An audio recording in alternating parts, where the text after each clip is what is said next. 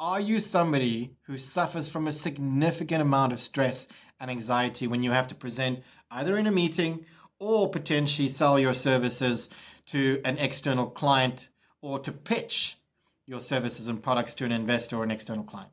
Well, the reality is what you're feeling is very normal. I'll tell you why. Over 75% of the world's population suffers from something called glossophobia.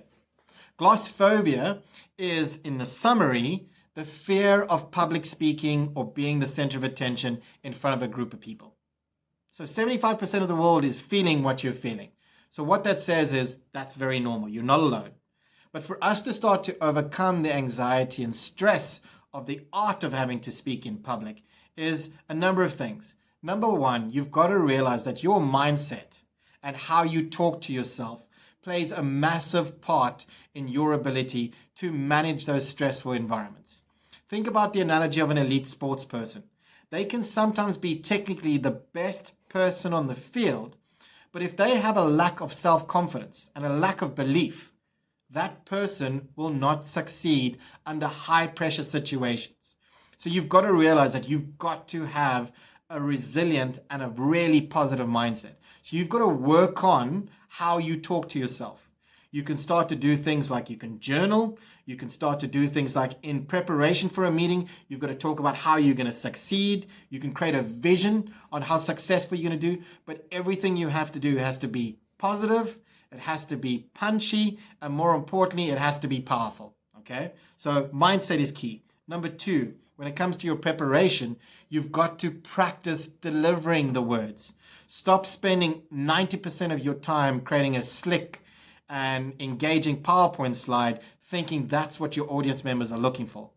You are the message, not your PowerPoint slide. It's there to support your message. So you've got to realize that you've got to work on your ability to present information in a clear, concise, and engaging way. So how can you do that? Well, you've got to work on your body language, you've got to work on your projection, and you've got to work on being authentic and being assertive in sharing that information. Number two, you've got to make sure that the information you're presenting is short, sharp, and powerful. Less is more. For many of us who can be deemed as quite analytical, when we present information, we go into too much detail.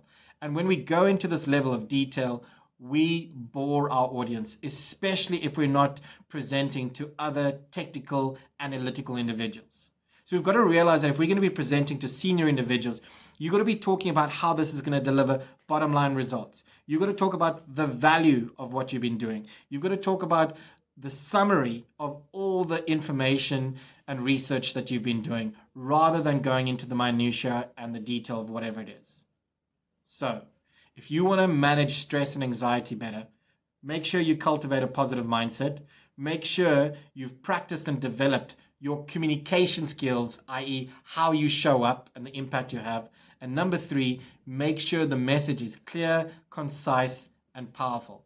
Do these three things and you will show up with increased confidence and you will feel more confident.